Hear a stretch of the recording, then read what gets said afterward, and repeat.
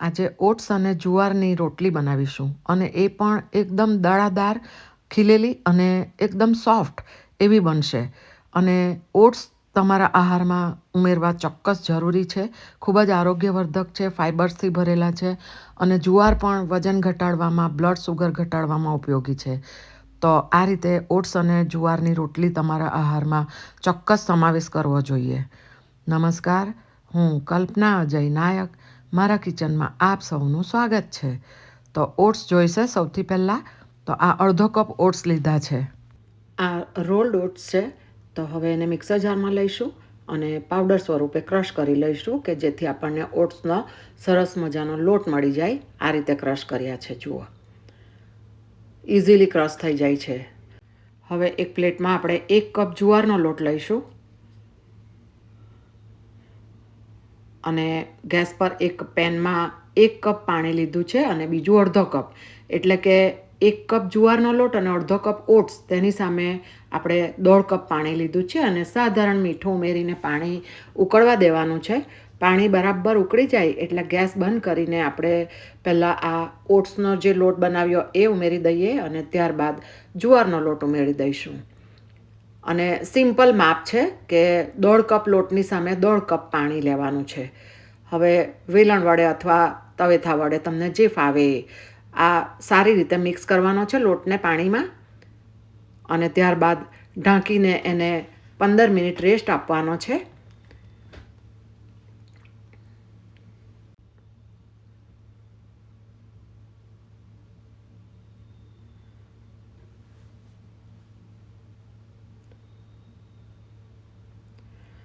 પંદર મિનિટ બાદ લોટ થોડો ઠંડો થાય અને બરાબર સિજાઈ જાય એટલે હાથથી અડાય એવી રીતે બની જાય એટલો હુંફાળો એટલે એને એક પ્લેટમાં લઈશું અને ત્યારબાદ હાથમાં થોડું ઘી લેવાનું છે, સાધારણ ઘી અથવા તેલ. તમે કંઈ પણ લઈ શકો અથવા બટર પણ લઈ શકો. અને એક સરસ પ્રોસેસ કરવાનો છે, ચોક્કસ કરજો. આ લોટને સારી રીતે હાથ વડે મસળવાનો છે અને સુંવાળો બનાવવાનો છે કે જેથી ક્રેક વગરનો સુંવાળો લોટ તૈયાર થશે. અને આમ કરવાથી આપણી રોટલી પણ સરસ વણાશે પણ અને નરમ પણ થશે. અને આવી અવનવી વાનગી જોવા માટે તમે આ ચેનલને હજી સબસ્ક્રાઈબ ના કરી હોય તો ચોક્કસ કરજો અને બેલ આઇકોન જરૂરથી પ્રેસ કરજો કે જેથી મારી દરેક નવી રેસિપીના વિડીયોનું તમને નોટિફિકેશન મળે અને તમે તરત મારી રેસિપીના વિડીયોને જોઈ શકો. તમે ડાયટ પર હો ત્યારે આવી રોટલી અને સાથે કોઈ પણ તમે ઓછા તેલવાળું શાક એવું ખાઈ શકો તો બહુ જ સરસ રહે.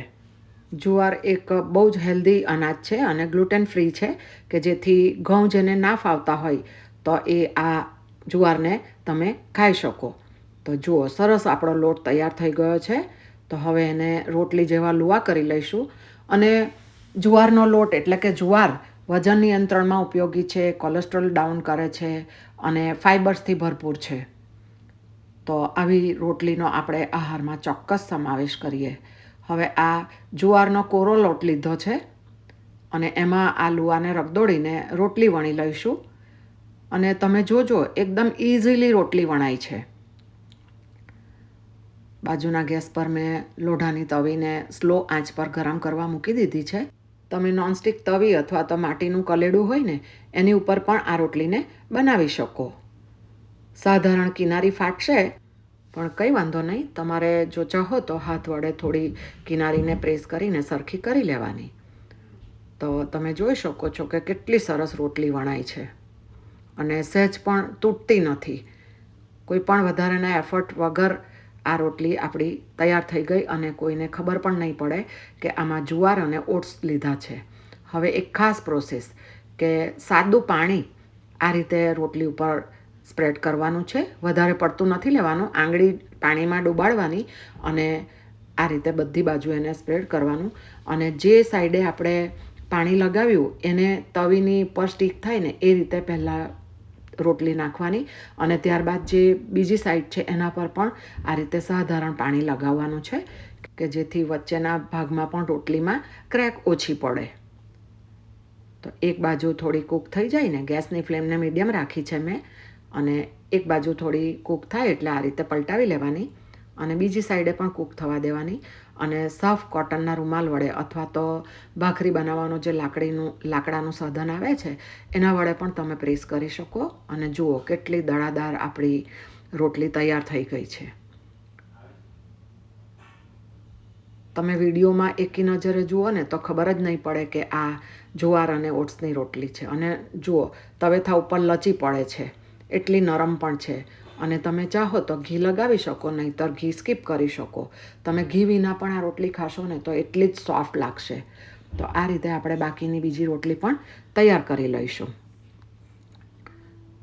અને આ અગાઉ મેં ઘઉંના લોટની રોટલી કે જે મારી ઘણી દીકરીઓએ રિક્વેસ્ટ કરી હતી કે આંટી મારા રોટલી ખીલતી નથી અને ચવડ થઈ જાય છે, તો એને માટે ઘઉંની રોટલી કેવી રીતે બને તો આખો પ્રોસિજર બતાવ્યો છે અને એનો વિડીયો મેં આ ચેનલ પર પોસ્ટ કરેલો છે. તથા રાગીની રોટલી અને રાગીની 2 પડી રોટલી રસ સાથે જે ખાવામાં આવે, કેરીના રસ સાથે, એ પણ મૂકી છે. અને ઘઉંના લોટની 2 પડી રોટલીનો વિડીયો પણ આ ચેનલ પર ડિટેલમાં પોસ્ટ કરેલો છે અને એની લિંક ડિસ્ક્રિપ્શન બોક્સમાં આપેલી છે. તમે ત્યાં જઈને જોઈ શકો છો.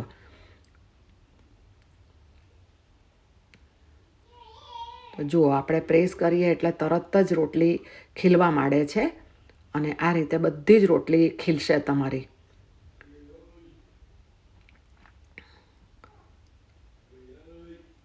અને તમારા ઘરમાં આ જુવારની રોટલી કે રાગીની રોટલી બને છે ખરી?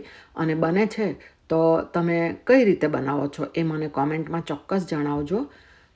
અને તમે જોયું કે જુઓ, ફરીથી કહું છું કે તવેથાની ઉપર રોટલી બધી બાજુથી લચી પડે છે, એટલે જોઈને જ ખ્યાલ આવે છે કે કેટલી સોફ્ટ બની છે. તો હવે સર્વિંગ કરીશું. તો આ થઈ આપણી ઓટ્સ અને જુવારની પોચી અને દળાદાર રોટલી સાથે મગની દાળનું ઓછા તેલવાળું, એટલે કે ફક્ત વઘારમાં મેં 1 ટીસ્પૂન તેલ ઉમેર્યું છે. અને સલાડ તથા આ ખીચિયા પાપડી છે અને મિની પાપડી છે કે જે તમારે એબ્રોડ મોકલવી હોય ને તો આ રીતે નાની નાની પાપડી બનાવીને મોકલી શકો અને માઇક્રોવેવમાં તમે ત્યાં શેકીને તમે સર્વ કરી શકો. એબ્રોડ અથવા તો તમારા બાળકો કે ઘરનું કોઈ પણ મેમ્બર ઘરની દૂર રહેતું હોય અને પાપડી ખાવાનો શોખ હોય તો તેને માટે ઉપયોગી થઈ પડે. અને એનો વિડીયો પણ મેં આ ચેનલ પર મૂકેલો છે. અને આ રોટલી કેટલી સોફ્ટ છે તે તમે જુઓ. અને આ રેસીપી તમને કેવી લાગી એ મને એક કોમેન્ટ કરીને જરૂરથી જણાવજો કે જેથી મને પણ આનંદ થાય. તમે જ્યારે ડાયટ પર હો ત્યારે કઈ વાનગી એટલે કે રોટલી કયા પ્રકારની તમે બનાવો છો એ મને ચોક્કસ જણાવજો. અને તમારું ધ્યાન રાખજો અને આવજો.